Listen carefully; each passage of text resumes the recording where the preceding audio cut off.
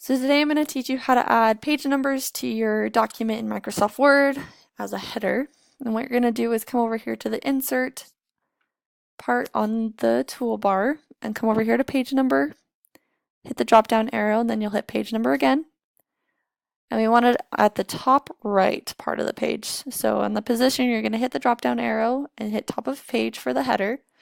And it's already selected the right hand side of the page, so we don't need to worry about that. And you're going to go ahead and hit OK. And as you can see, there's the number at the top of the page now, just where we wanted it. And to access the header, we're going to come up here and double click in the area around the one so that it selects the header for us to edit.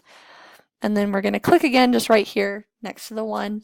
And this will allow you to add something like your last name to the document as well, so that's on every page, or even the title of your paper. And then to close the header, you can come up here and hit close header and footer, or you can even double click and that'll exit you out of the header.